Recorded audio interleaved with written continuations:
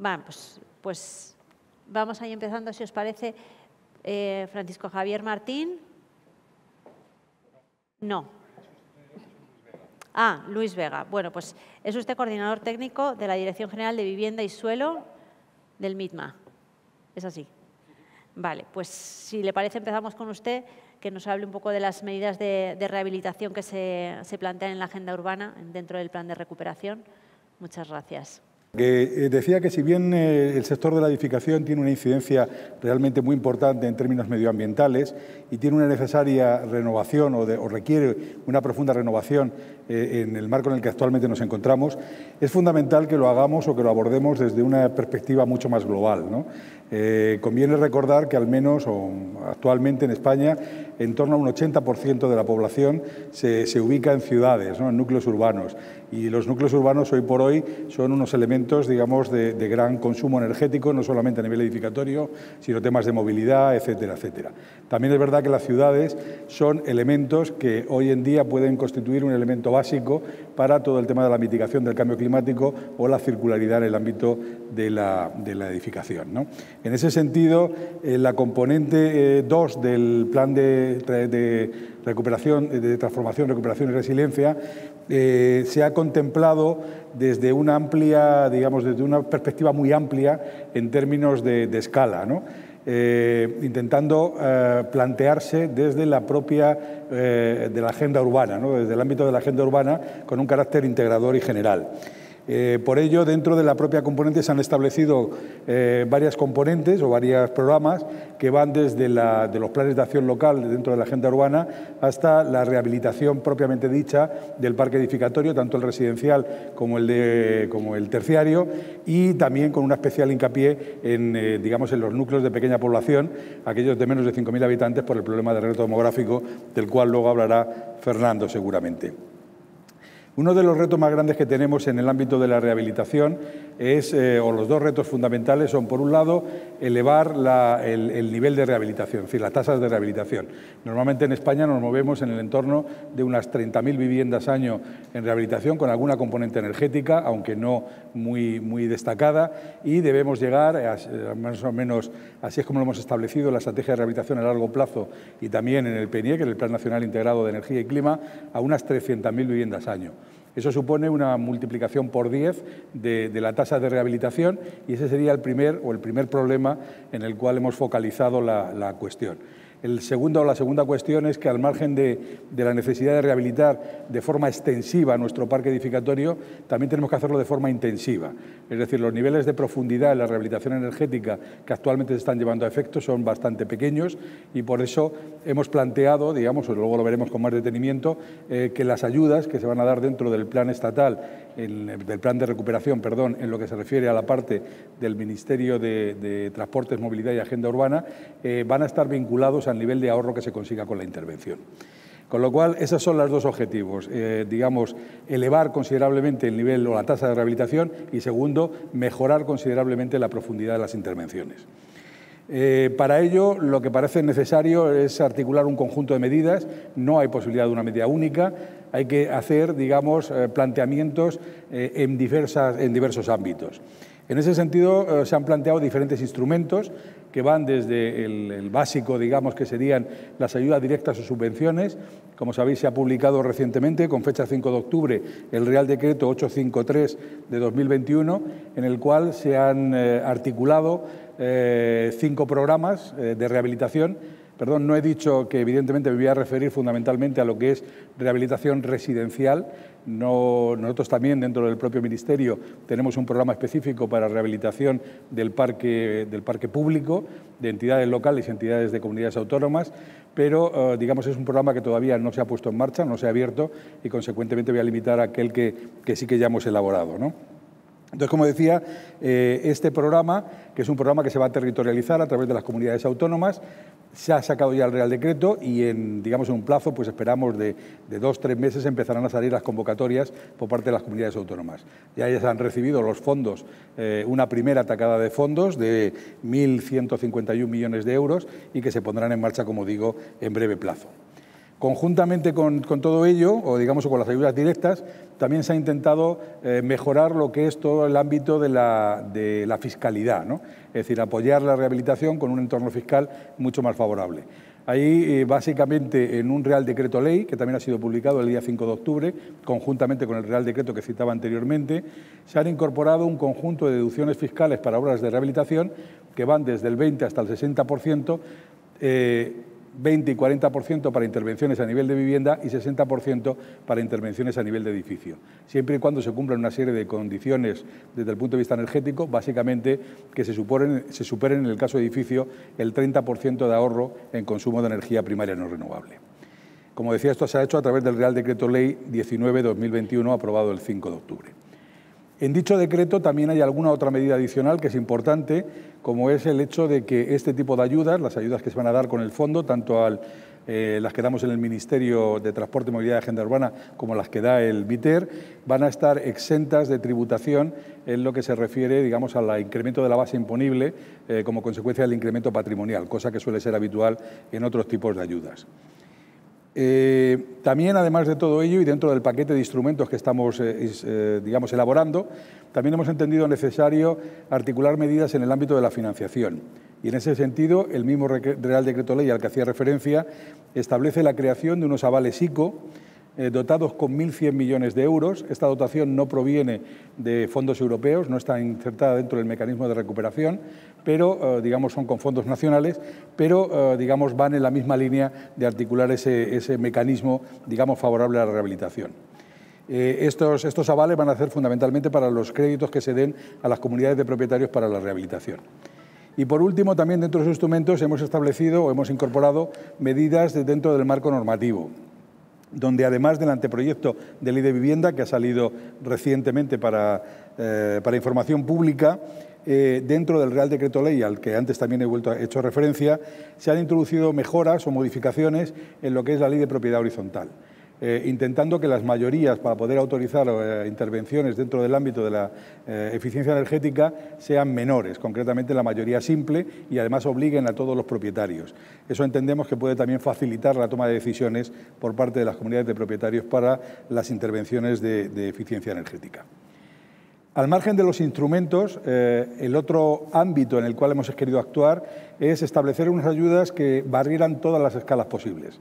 Es evidente que nuestro objetivo fundamental es pasar de intervenciones a nivel de edificio a intervenciones a nivel de barrio, para poder pasar de esos 30.000 viviendas rehabilitadas a esas 300.000 viviendas. Al margen de que se apoya específicamente o especialmente esa línea de barrios, que va a tener una dotación en principio de más del 30% de las dotaciones que se dan a las comunidades autónomas, se habilita también un programa específico para edificios que no formen parte de esos barrios, de esos entornos de rehabilitación programada, y también para intervenciones a nivel de vivienda. Es decir, todas las ayudas se han, digamos, articulado en esos tres programas que nos van a permitir incidir en todos y cada uno de los elementos, digamos, en los cuales podemos mejorar la eficiencia energética. Y ya por último, como complemento a todas estas medidas y a toda esta intervención a nivel de escalas, hemos también financiado, vamos a financiar a través del Real Decreto en el cual se establecen los programas de ayuda, una serie digamos, de agentes o de elementos, por decirlo de alguna forma, que entendemos que son necesarios para apoyar todo el proceso de la rehabilitación y llevarlo realmente a las cotas en las cuales tenemos que movernos. En ese sentido, yo destacaría tres elementos básicamente. Por un lado, el agente gestor de la rehabilitación, como figura de nuevo cuño, que lo que intenta o lo que esperamos que consiga es buscar las sinergias y digamos, agrupar las diferentes ofertas de forma tal que el usuario reciba una propuesta unitaria y facilite de alguna forma el proceso de decisión que tiene que tomar el mismo, sobre todo en el caso de comunidades de propietarios, que como sabéis pues es un elemento siempre distorsionador o difícil a la hora de elaborar o de tomar decisiones. En ese sentido, se habilita o se prevé inclusive una figura que ya estaba contemplada en algunos reales decretos, en algunas convocatorias de las casualidades, la posibilidad de la cesión de la subvención a un tercero, al agente rehabilitador, para que éste se encargue del proceso de rehabilitación. En segundo lugar estarían las oficinas de rehabilitación, que se contemplan tanto a nivel de barrio como a nivel general, dentro, digamos, del programa 3 que llamamos, que es el programa a nivel de edificio. En ese intento, pues también de trasladar al usuario las posibilidades que ahora mismo tiene este programa, que posiblemente sea de los programas más potentes que se han planteado desde la Administración en el marco de la rehabilitación energética en vivienda, en edificación residencial, y que, digamos, articulados por las comunidades autónomas, deben apoyar todo el proceso. Se ha dejado muy abierto el marco para que sean las diferentes comunidades autónomas, las 17 comunidades más las 2 ciudades autónomas, las que definan en su ámbito competencial cuál es el modelo más idóneo para sus características particulares. Y ya por último, me gustaría citar el programa 5, incorporado en el Real Decreto, que habla del libro del edificio y de la posibilidad de realizar proyectos de rehabilitación financiados con cargo a los fondos europeos. En este caso también hemos entendido absolutamente necesario para movilizar la demanda, para activar la demanda de los usuarios, generar herramientas que les trasladen con facilidad y con claridad cuál es el potencial de mejora que tienen sus edificios y adecuar, digamos, la misma a esos posibles umbrales máximos de mejora, teniendo en cuenta que además los niveles de ayuda que se dan a las viviendas van a depender de cuál sea el nivel de eficiencia energética que se consiga, es decir, concretamente el nivel de reducción del consumo de energía primaria no renovable que se consiga con la intervención. Es por ello fundamental que haya una labor técnica previa que intente valorar esas posibilidades o ese potencial de cada uno de los edificios e intentar plantear soluciones que vayan a la banda más alta, que es la que va a recibir mayores ayudas. Eso, por otro lado, pues para nosotros, evidentemente, tiene la ventaja de que nos encontraremos en esas intervenciones profundas que son las que queremos, digamos, generalizar. Estos 3 elementos tienen vocación de continuidad, es decir, no solamente para los fondos europeos, sino que entendemos que tienen carácter estructural y deberían, de alguna forma, digamos, mantenerse de futuro para conseguir los objetivos planteados a 2030 o la descarbonización a 2050. Esto básicamente es digamos, el programa. Muchas gracias, Luis. Fernando, quería preguntarte por el plan de rehabilitación energética de edificios para municipios menores de 5.000 habitantes. Brevemente, ¿cuáles serían esas claves? Brevemente 5 minutos, por favor. Sí. Primero decir que esta línea pre-5000 de rehabilitación energética de edificios existentes en municipios reto demográfico, que es algo más que edificios de menos de 5.000 habitantes, es un concepto más amplio, pues afecta más o menos como unos 1.600 ayuntamientos en España, lo que supone un 80 y tantos % de los ayuntamientos que existen y que está sobre todo enmarcado dentro de la componente 2, al igual que las líneas de ayuda que acaba de describir Luis, y también dentro de la inversión 4, que es el programa de regeneración y reto demográfico, por eso va exclusivamente dirigido a poblaciones de menos de 5.000 habitantes. Es una línea de ayuda que es prolongación de las líneas de ayuda que hemos tenido hasta ahora, gestionadas por el IDAE y ahora a través de las comunidades autónomas como el PARER, el PRE y ahora el PRE 5000. Por tanto, es de coordinación por parte del IDAE, pero gestión por parte de las comunidades autónomas, a las cuales se le han transferido los fondos, son 50 millones de euros que se han transferido en función del criterio de municipio reto demográfico a todas las comunidades autónomas.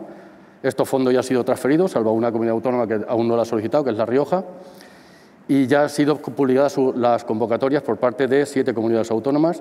De hecho, esta mañana lo acaba de publicar Baleares. Toda esta información que estoy dando así de cabeza aparece en la página web del IDAE y aún hay un apartado específico en la web del IDAE sobre la línea de ayuda pre-5000, en donde aparece incluso esta ponencia, mucho mejor dado, por supuesto, mucho mejor explicado, y donde está toda la información de todas las comunidades autónomas, las convocatorias, los links donde solicitar la ayuda y todas por supuesto, la lista de municipios que cumplen la condición de reto demográfico. También es muy importante. La gente pregunta, yo vivo en tal sitio, ¿estoy dentro de esa lista o no? Pues en la página web del IDAE está un Excel en donde se puede confirmar si tu municipio forma parte de ese pre-5000. Es una línea de ayuda como las anteriores, que va dirigido a todo tipo de edificios, viviendas, sector terciario, vivienda unifamiliar en bloque. Lo puede solicitar la ayuda prácticamente cualquiera, comunidades vecinos, ciudadanos, comunidades energéticas, empresas de servicios energéticos, de titularidad pública, de titularidad privada. Se va dirigido a todo el mundo y va dirigido a cualquier tipología de edificio. Y también tiene la opción de que se pueden presentar proyectos de rehabilitación de todo el edificio o de un local o vivienda que se encuentre dentro de un edificio. Bueno, pues toda esta variedad de posibilidades es la comunidad autónoma quien a través de su convocatoria la puede limitar, elegir una forma, una tipología de edificio, un tipo de solicitante de ayuda o una opción de actuar sobre el edificio completo o sobre locales o toda la gama de posibilidades. Es en cada convocatoria donde ya cada uno se ve el detalle en qué le aplica a cada comunidad autónoma, ¿no? Insisto, toda esta información actualizada lo pueden ver en nuestra página web. Bueno, la mayor novedad que tiene este PRE 5000, aparte de ir dirigido a municipios de reto demográfico, es que al estar financiados por el Plan de Recuperación, Transformación y Resiliencia, pues desde Bruselas nos han impuesto una serie de condiciones particulares que han sido introducidas en las bases de esta convocatoria PRE y que son, primero, unas exigencias energéticas, que es ahorrar un 30% de energía primaria no renovable, lo cual se demostrará a través de aportar en la solicitud de ayuda un certificado de eficiencia energética de edificio antes de la rehabilitación y después de la rehabilitación. Con ese documento se puede demostrar que se cumple ese 30% de ahorro de energía primaria no renovable.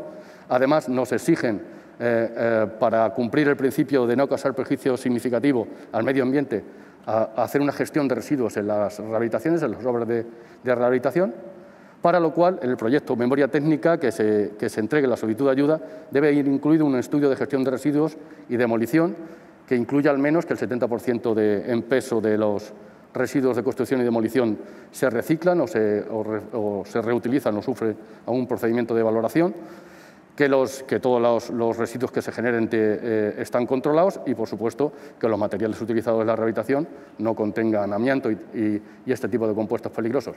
Además, en esta línea de ayuda PRE, y creo que también en la línea de ayuda del Ministerio, forma parte de los costes elegibles la gestión del amianto si se encuentran en los desmontajes y en las rehabilitaciones energéticas que se presenten a esta línea de ayuda.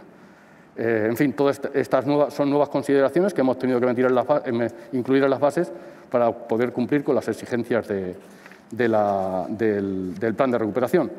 Bueno, el nivel de ayudas pues es función de la tecnología que se vaya a presentar y lo que es muy importante en esta línea de ayuda, como en las anteriores, es que hay una ayuda base y una ayuda adicional. La ayuda base es cumpliendo las condiciones básicas, pero se puede conseguir mucho más porcentaje de ayuda si cumples un criterio social, que lo cumple el edificio o el solicitante de la ayuda, porque tiene bono social o bono eléctrico o bono térmico. También, si el proyecto es integrador, si integra varias tecnologías, tienes un porcentaje de ayuda superior por actuación integrada. Y si consigues que el proyecto sea lo suficientemente bueno energéticamente y consigues dar 2 saltos o conseguir la letra A o B en emisiones de CO2, también tiene más ayuda. Perdón, de tal manera que de una ayuda base que puede ser un 40, un 50, un 20, un 30%, se puede llegar hasta un 80, un 100% de ayuda a la inversión si haces un proyecto integrador, un proyecto realmente que actúe sobre envolvente, que actúe sobre instalaciones, que incorpore energías renovables. Es decir, el nivel de ayuda es bastante alto para proyectos buenos, de verdad, proyectos que ahorren y proyectos que integren todas las soluciones posibles en la rehabilitación energética del edificio. Y con esto quería concluir porque hay poco tiempo. Muchas gracias. Muchas gracias, Fernando, por la concreción. Queríamos conocer también el compromiso del sector, saber cuál es el compromiso en la rehabilitación energética. Vamos a empezar por el Colegio de Arquitectos de España. Marta Val. Hola, ¿qué tal? Bueno, buenas tardes. Bien, yo quisiera iniciar un poco esta intervención quizás reforzando un tema que ya ha salido durante algunas de las intervenciones de esta mañana sobre la importancia que tiene el hecho de que en estos momentos hacer frente a la necesaria transformación que necesitamos a nivel energético y también las transformaciones que nos ayuden a limitar y a paliar el cambio climático es quizás uno de los retos más importantes que tenemos en este momento a nivel colectivo y a nivel global. Las acciones necesarias para llevar a cabo, para poder hacer frente a ello, pasan precisamente por una transformación muy profunda tanto de nuestras ciudades, de nuestros pueblos, de los edificios o las viviendas, pero también por un cambio o una reorientación de por dónde tienen que ir las estrategias o las políticas a nivel de aprovechamiento y gestión de nuestras ciudades. En todo esto, los arquitectos somos plenamente conscientes del reto que tenemos por delante, de lo que debemos aportar y del compromiso que tenemos con el conjunto de la sociedad. Entendemos que hace falta poner el foco en lo que es la edificación, el sector de la edificación y sobre todo en el ámbito de la rehabilitación.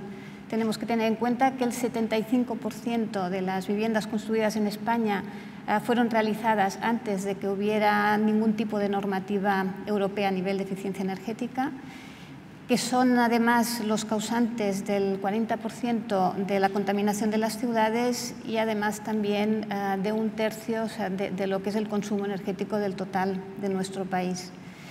Por otra parte, en el ámbito de lo que serían las ciudades, si la calidad de una ciudad se mide por la capacidad que tiene para poder satisfacer las necesidades de las personas, entendemos que nuestras ciudades con el tiempo han ido perdiendo cierta calidad.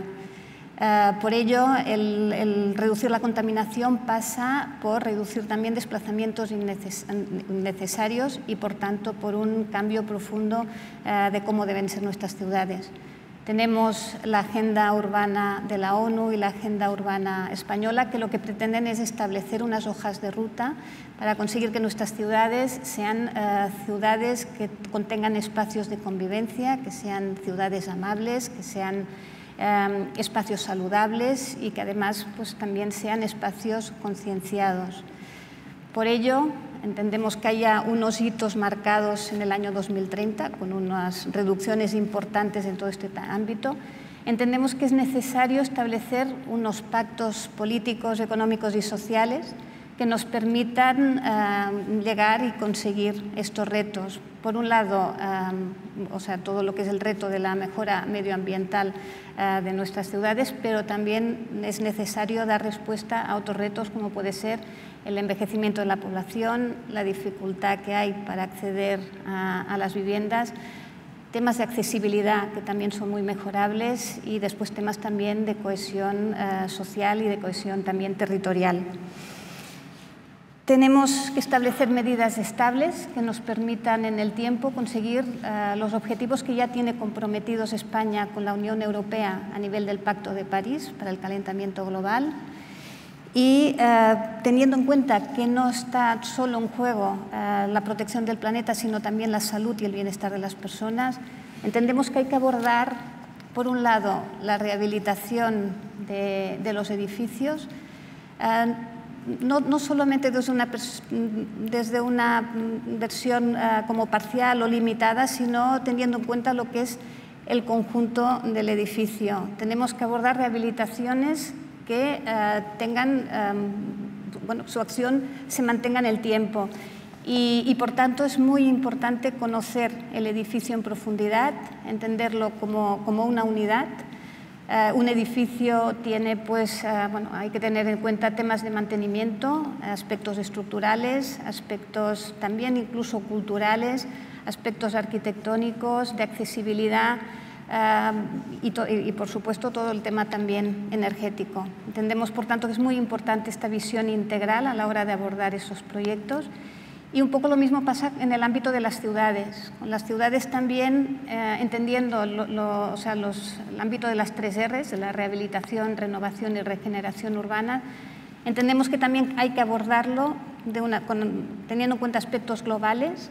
Nos hace falta partir de un planeamiento que tenga en cuenta estos conjuntos, que nos lleve también a modelos de ciudad diferentes, un poco lo que es el modelo de ciudad compacta que mezcla usos, que tiene servicios cercanos, un poco lo que se habla actualmente de las ciudades de 15 minutos, aspectos que nos tienen que llevar a cambiar nuestros hábitos. Y esto, ya digo, hay que hacerlo también desde una visión global y desde una visión integral. Todos estos retos entendemos que los teníamos ya antes de la pandemia y por tanto, ahora un poco se ha adelantado con estos fondos Next Generation. Entendemos que puede ser una oportunidad única para impulsarlos, para impulsarlos en el tiempo. También se ha dicho, no tienen que quedarse en estos momentos, sino que es un iniciar un camino hacia el cambio y sobre todo también tener en cuenta que para conseguirlo hace falta que el esfuerzo sea colectivo, que impliquemos tanto a las administraciones públicas, al sector privado y sobre todo pues, que trabajemos con la ciudadanía en general. Esto sería un poco... Muy bien, Marta, muchas gracias. Carlos, ¿cuál es la visión por parte de ANESE? Tienes una presentación. Breve, ¿no? ¿Perdón? Breve. No me sí, breve. Horas. Sí, no. Todos gracias por la invitación al IDAE. Lo primero de todo, una muy rápida de quién es ANESE. ANESE es la Asociación Nacional de Empresas de Servicios Energéticos. Tenemos más de 10 años en el sector y nos acompañan pues, más de 100 empresas. La gran mayoría son empresas de servicios energéticos, pero también con nosotros están muchos tecnólogos, grupos tecnológicos, consultores, financiadores. La verdad es que representamos yo creo que a toda la cadena de valor del sector energético. Cuando hablamos de rehabilitación tenemos unas condiciones de contorno. Vamos a hablar de la crisis económica que todos conocemos, la de la pandemia, lógicamente el COVID. Hablamos del European Green Deal, la eficiencia energética por fin ya la posicionamos como primera fuente de energía sostenible. Tenemos una oleada de renovación inmobiliaria también derivada de Europa. Como muy bien decían mis antecesores en la ponencia, el parque inmobiliario es responsable del 40% del consumo energético y del 33% de emisiones de dióxido de carbono. España tiene, si hablamos del parque edificatorio, pues un 80% de edificios que son ineficientes y además con más de 40 años, ¿no? Y por otro lado, cosas muy positivas, tenemos un programa de ayuda en torno a los 4.400 millones de euros y, por supuesto, algo que dinamiza, ¿no?, el sector, como puede ser que la rehabilitación energética genera puestos de trabajo. Pues nosotros dentro de la asociación nos pusimos a trabajar con un objetivo. Cuando empezamos a trabajar con los fondos Next Generation, se ha hablado todavía de la gobernanza y nos pusimos a trabajar directamente internamente en un grupo de trabajo, el de transición, con muchos de nuestros socios, con un objetivo: paquetizar diferentes soluciones tecnológicas. El paquetizar nos va a dar la posibilidad de la escala, luego hablaremos de ello. Encontrar aquellas tecnologías que sean las más adecuadas para cada actuación. Veremos que no son siempre los mismos y veremos diferentes prismas para todo ello. Optimizar las inversiones a realizar. Esto es importante, lógicamente. Maximizar la reducción de emisiones de CO2, que es el objetivo que todos tenemos, y, por supuesto, facilitar que las ayudas y las subvenciones vigentes sean capaces de, entre todos, llegarlas a cabo, ¿no?, traccionarlo hacia la rehabilitación.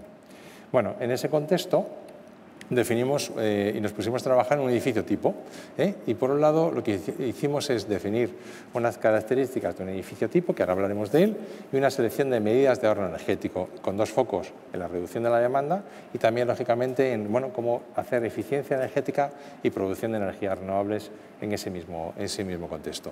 El edificio que se escogió es un edificio tipo residencial, construido, como la mayoría de los que tenemos en España, previo al CTE, en concreto en el municipio de Madrid, una zona climática de 3, y la calificación energética que teníamos era una calificación energética E. Se utilizó el programa de cálculo CIPETR-H+, y aquí tenéis todas las características del edificio tipo que tuvimos como referencia, con la cámara de aire, 6 plantas, 25 viviendas y las demandas, por tanto, de calefacción, refrigeración y ACS que salieron. Por otro lado, dijimos, vamos a elegir aquellas medidas de ahorro energético que actúen en estos dos conceptos, en la demanda y en la generación. En la demanda, pues decíamos, la envolvente térmica del edificio. Por primera vez dijimos, vamos a ver opciones de relleno de cámara, por ejemplo, el 70%, SATE 30% en aquella parte donde no se puede hacer, como parte de los forjados, SATE, fachada ventilada, individualización de consumos, domótica. Por el otro lado, ese bloque 2 que llamamos eficiencia energética y producción de energías renovables, todas las que todos conocemos.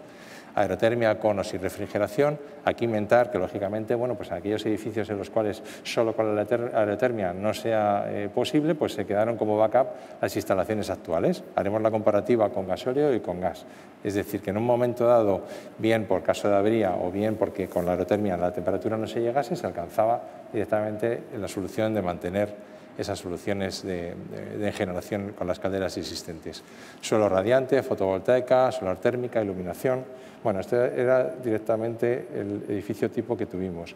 Aquí ya vemos los resultados, y los resultados sorprenden, a nosotros nos sorprenden también, porque lógicamente tenemos tres formas de ver las cosas.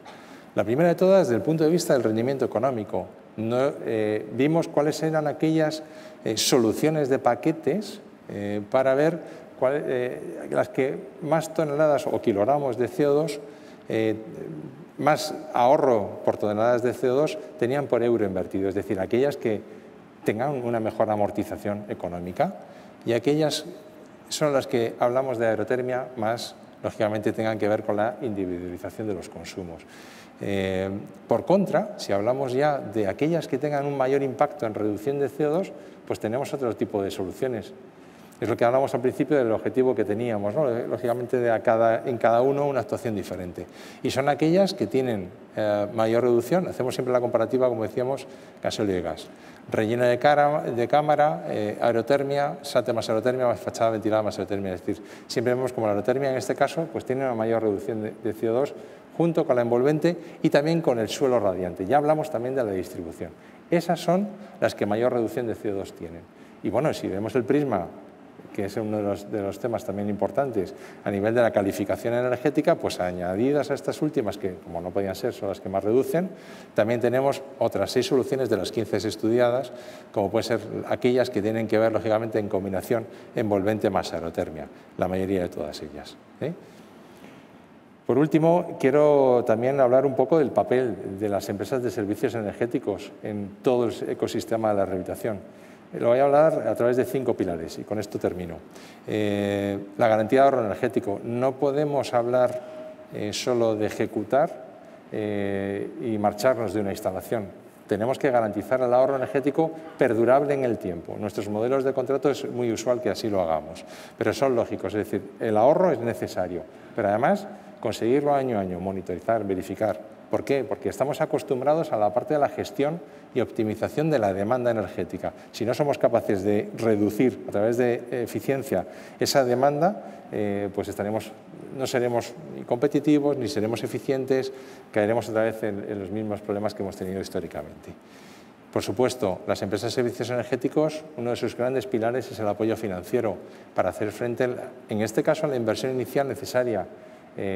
Nos consta todo el movimiento de subvenciones, pero y después de esta primera ola, ¿qué sucederá? Bueno, pues ahí están las empresas que lógicamente apuestan y apoyan financieramente y corren el riesgo técnico y económico de las soluciones que realizan. Impulso de modelos novedosos, creemos que esto es vital también. A la ciudadanía hay que hacérselo simple, hay que hacérselo sencillo. Nosotros trabajamos como agregadores de demanda porque conocemos habitualmente las demandas y las necesidades que tienen los clientes finales y hablamos de conceptos nuevos como puede ser la servitización. Algo tan normal como el car sharing, por ejemplo, conceptos que utilizas un coche directamente y haces un recorrido y haces un pago por el uso del servicio, pues lo mismo llevado al pago por el uso del servicio en la energía y a través de ello la eficiencia energética, que es clave en todo esto. Y por último, y lo más importante, yo creo en este contexto que tenemos hoy, interlocutor único entre todos los agentes involucrados. Eso es clave. Las empresas de servicios energéticos están acostumbradas a hablar del cliente final y a echarse la mochila de todo lo demás, es decir, hablar con la administración pública, hablar con todos los agentes integrados, mantenedores, instaladores, financiadores, tramitar todo el tema de las subvenciones, es el día a día, es nuestra parte de nuestro ecosistema. Yo con esto termino y luego si hay algo más para el debate lo dejamos aquí. Gracias. Muy bien, Carlos, pues muchas gracias. Queríamos también incorporar en esta mesa iniciativas innovadoras muy concretas en dos ámbitos. Vamos a empezar por Navarra. Ana.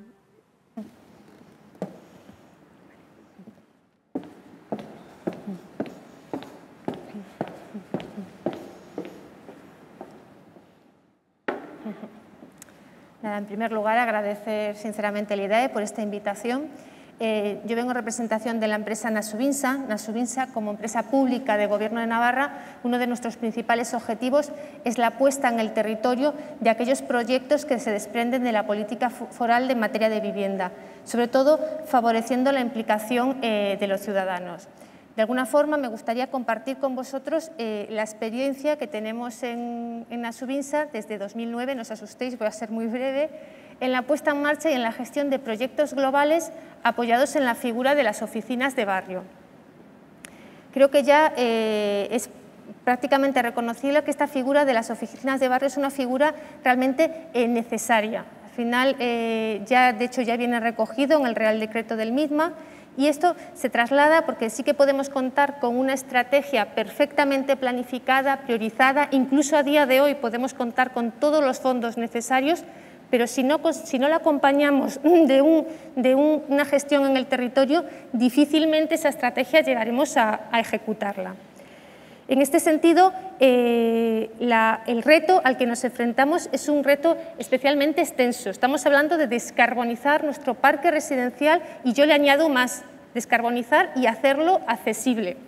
Lo que no podemos pretender es que esto sea resultado de una rehabilitación espontánea, portal a portal, y que el resultado sea bueno. O sea, somos conscientes de que tenemos que llevar a cabo proyectos de actuación global. Y el primer punto, creo que es el más significativo, es que tenemos que reconocer que en la rehabilitación no existe la figura del promotor profesional. Es decir, es un agente nuevo y alguien tiene que asumir ese papel de liderazgo para llevar a cabo la transformación de nuestras ciudades. Desde Navarra se ha apostado por un modelo público en el que es la administración pública la que articula ese proceso y coordina al resto de agentes. Pero sí que el reto es tan ambicioso que es necesario que coexista con otros modelos de iniciativa privada o público-privada. Sí que es cierto que desde Nasubinsa también tenemos claro que los modelos responden a la realidad concreta de cada entorno. Es decir, esa mayor o menor implicación de la administración pública vendrá supeditada al mayor o menor grado de vulnerabilidad físico-social de ese entorno. Porque al final lo que tenemos que ser conscientes que es que lo que estamos buscando es la implicación del ciudadano. Tenemos al final que saber que nuestro objetivo no son las viviendas, nuestro objetivo son las personas que habitan esas viviendas. Y normalmente las personas que nos dedicamos a rehabilitación somos técnicos. Entonces, es necesario que cambiemos el chip porque lo principal de este proceso es la gestión de la variable social. Sin la gestión de la variable social no habrá ningún resultado y muchísimo menos un resultado a gran escala. Lo que queremos es esa implicación porque de lo que estamos hablando para alcanzar estos retos es que tenemos que movilizar inversión privada a gran escala. E insisto, inversión privada, inversión que deciden los particulares acometer en sus viviendas, teniendo en cuenta que por muchos fondos que vengan de Europa ahora mismo, los fondos públicos únicamente pueden funcionar a modo de palanca. En este sentido, ese entorno de confianza que necesitan los vecinos, nosotros lo estamos generando día a día con ese trabajo cercano al ciudadano en su barrio. Y básicamente se apoya en tres pilares. Un acompañamiento técnico, tenemos que hacer fácil lo que es complejo.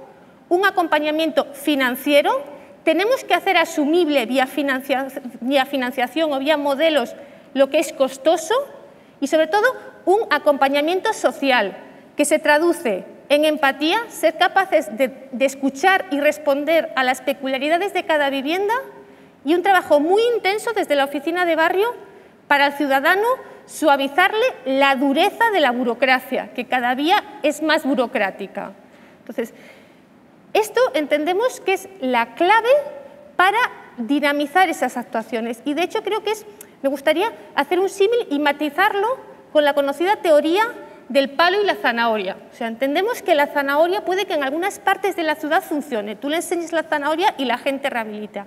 La realidad es que en la práctica totalidad de los barrios en los que estamos trabajando, el equipo de gestión, además de enseñar la zanahoria, vamos a la huerta, cogemos la zanahoria, las cocinamos y preparamos un sabrosísimo puré. O sea, porque ya de entrada tampoco es tan fácil ir a buscar la zanahoria.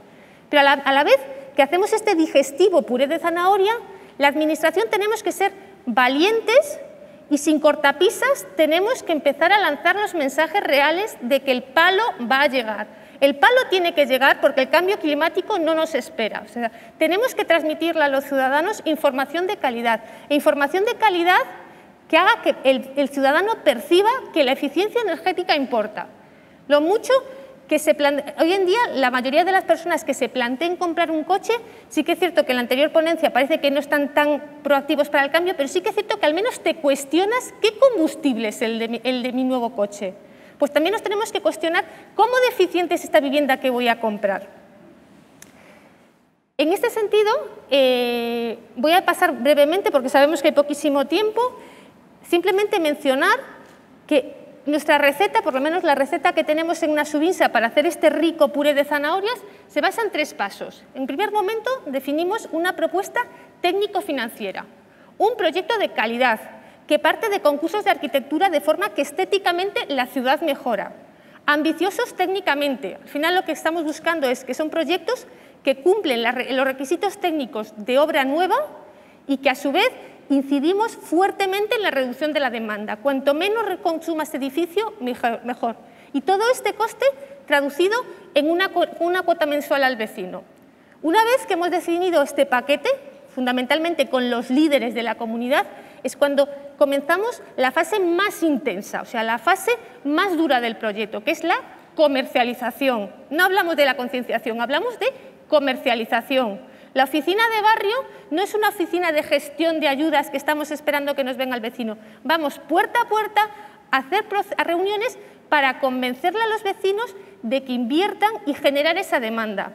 Y en este sentido también me gustaría matizar un poco la idea que tenemos a día de hoy de la participación. Nosotros no hacemos procesos de participación. En la oficina de barrio hacemos procesos de negociación y negociación muy dura. O sea, la gente está acordando invertir unas cantidades importantes de dinero en la rehabilitación de sus viviendas. Y eso exige que los técnicos que estemos en esas oficinas tenemos que tener conocimientos técnicos, por supuesto, pero sobre todo capacidad de gestión social. Y una vez alcanzado ese acuerdo, la tercera fase, y es fundamental, no desaparecemos, continuamos durante la ejecución. Y la ejecución es hasta la postventa y hasta que se reciben las subvenciones, o sea, para cerrar ese círculo completo de confianza. Por último, simplemente para cerrar, aquí hay otra cuestión que sí que me gustaría al menos mencionar, porque creo que es muy importante y que de hecho ha hecho bastante daño a la escalada de la rehabilitación, y es la idea de que una vez que consigo la rehabilitación de un proyecto, esto se replica inmediatamente. Eso es completamente falso. En rehabilitación, para que se produzca una replicabilidad a una escala amplia, una escala global, hace falta 2 circunstancias. Un marco económico más o menos similar, no tiene que ser igual que el principio, pero más o menos similar, y ahí el peligro de sobrefinanciar las primeras actuaciones. Y en segunda circunstancia, hay que mantener la gestión en el barrio. Con estas 2 circunstancias es cuando realmente se produce el escalado. Lo hemos contrastado y, de hecho, por ejemplo, uno de los proyectos que es más significativo, por lo menos de los más conocidos de Nasubinsa, que es el proyecto de rehabilitación del barrio de La Chantrea en Pamplona, que es un proyecto que ha sido seleccionado por el IDAE como buenas prácticas. Aquel proyecto, cuando empezamos a trabajar, el objetivo era rehabilitar 156 viviendas.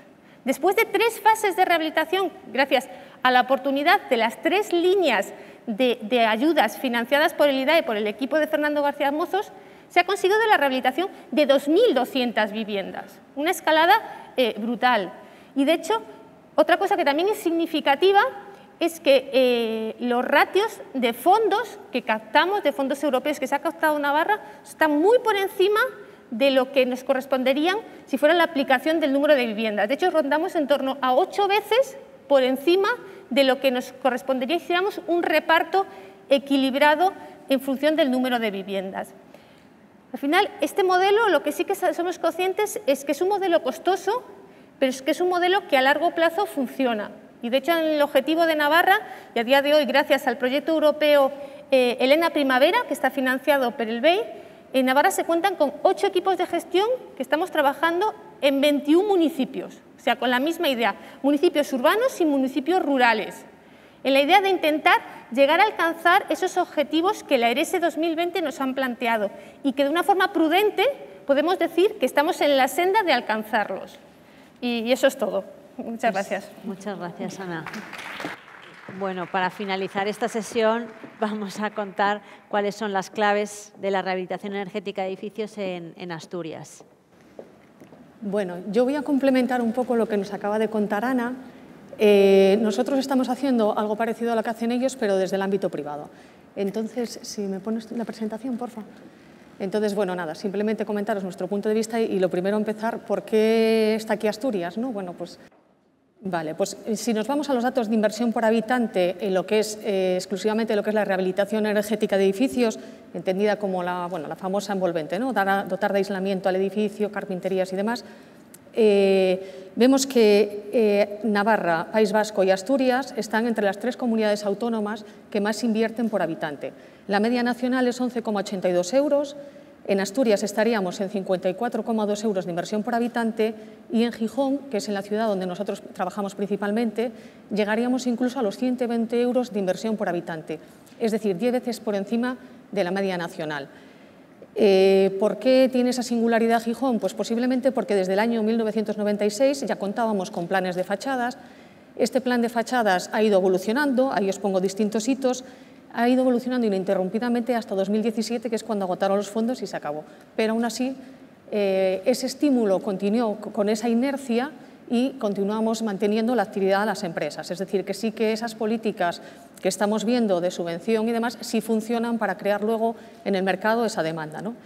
También gracias a esto del Ayuntamiento, pero también gracias al fuerte compromiso de nuestra Dirección General de Vivienda en Asturias, que desde el principio vio que estas medidas eran muy importantes para la ciudadanía y también para el ámbito de empresas y generación de empleo. Bueno, darles las gracias desde aquí y poneros como muestra, por ejemplo, que la convocatoria del PRE de 2020 se cerró en 20 segundos. Toda la partida presupuestaria que teníamos asignada en Asturias de 7 millones de euros ya se tenía reservado. Entonces, desde nuestra Dirección General de Vivienda, que como os decimos es muy eficaz a la hora de gestionar estos fondos y de publicar convocatorias y de ejecutarla, en esa misma semana solicitó otros 40 millones y fuimos la primera comunidad autónoma que utilizó esa reserva de eficacia. Yéndonos a lo que os comentaba, ¿cómo estamos haciendo desde el ámbito privado? ¿Cómo estamos gestionando estas iniciativas, ¿no? Lo más importante son los proyectos llave en mano. Ya lo comentaba antes Ana, daban la clave. La clave es la confianza. El cliente o los clientes son comunidades de propietarios, que algunos de ellos a lo mejor quieren hacer la obra dentro de la comunidad, pero no todos. Como bien sabéis que todos vivimos, la mayoría en comunidades y sabemos cómo funciona un poquito, ¿no? Entonces es muy importante transmitirles un proceso muy garantista. ¿Nosotros qué hacemos?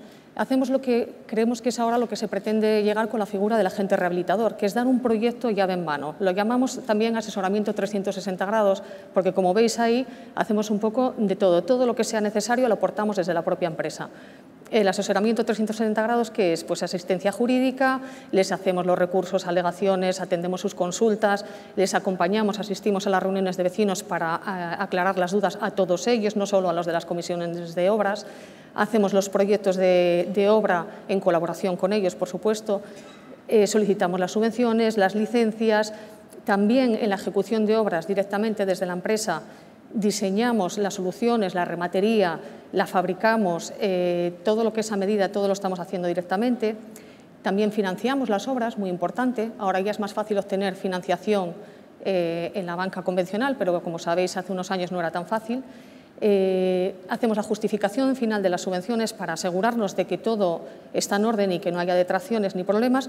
Incluso hacemos de mediación vecinal, porque sorprendentemente a veces confían más en las personas que vienen de fuera que entre ellos cuando hay ciertas rencillas, ¿no? Entonces hacemos un poco esa labor social también.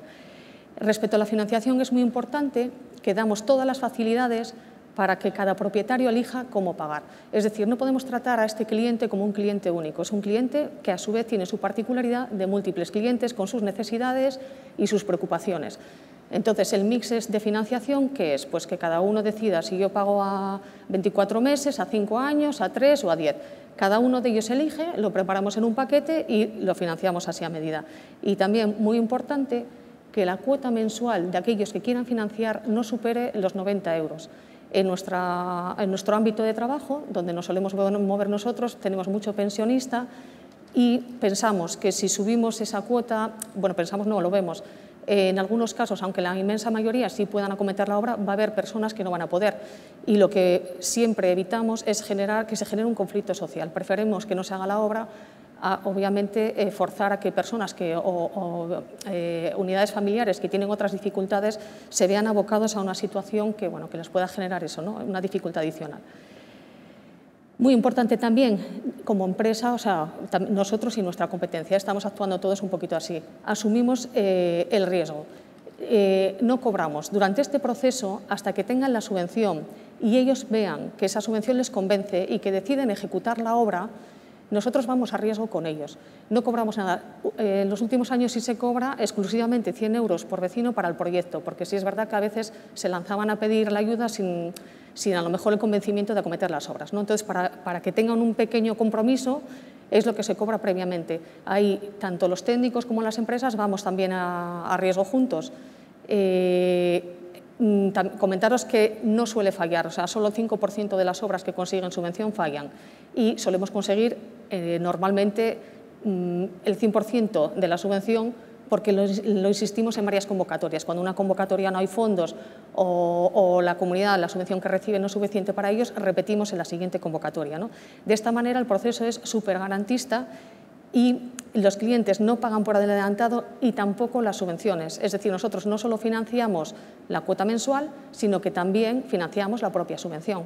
O sea, total transparencia y total garantía del proceso para que el cliente, antes de comprometerse a la obra, sepa exactamente cuánto le va a costar para que no haya sorpresas y que todo finalice de manera pues, feliz, ¿no? Sin problemas. Ya por último, quería daros unas pinceladas porque no hemos hablado aquí de cuál es el perfil del cliente, del ciudadano. Hemos visto todos los planes de subvenciones, cómo veníamos desde los marcos normativos, cómo veníamos desarrollando y ahora vemos cómo eso va llegando a la ciudadanía, cómo es ese ciudadano. Bueno, pues ese ciudadano es alguien que tiene que afrontar un coste medio por vivienda de en torno a 17.000 euros, que es la media que estamos barajando ahora. Antiguamente, hace unos años, era en torno a 9.000, 10.000, a medida que las actuaciones van volviéndose más ambiciosas, obviamente esta media sube. Como comprobaréis, pues 17.000 euros no todo el mundo puede pagarlos en la unidad familiar, ¿no? Entonces es muy importante que consigamos subvenciones de en torno, en estas cantidades, del 75%. ¿Por qué? Porque hay un límite psicológico que son los 5.000, 6.000 euros, que cuando el cliente hace cuentas y superamos esa cantidad, vemos que hay mucha más resistencia a la hora de ejecutar o de aprobar las obras. Es muy importante también que tengamos en cuenta que tiene que tener como mínimo unos ingresos medios de 10.000 euros. Aquellas unidades familiares que no lleguen a este umbral obviamente tienen otras prioridades y no pueden pues, desviar sus recursos hacia este tipo de actuaciones, ¿no? También es interesante el ver que quienes contratan o aprueban las obras suelen ser propietarios que son los que viven en el propio edificio. Aquellos que son propietarios de viviendas vacías o de viviendas con destino a alquiler suelen oponerse a obras que sean de actuación de rehabilitación energética. Entran o aprueban exclusivamente la parte de conservación, pero actuaciones más ambiciosas suelen ser los que suelen votar en contra. Y luego interesante también ver que la media de edad suele ser de 70 años. También es cierto que ahora en Asturias por lo menos está bajando esta media un poquito a 68 o 65. Son personas que ya tienen totalmente pagada la vivienda, que no tienen hipotecas y que tampoco tienen pensado otra inversión importante como vehículos o por un nuevo coche o una segunda residencia. Es decir, son personas que ya en su cabeza tienen como que ese domicilio habitual es donde van a acabar sus días, así entre comillas, ¿no? Te lo cuentan, y entonces la quieren adecuar y por eso gastan o invierten un dinero, una cantidad importante porque va en su confort.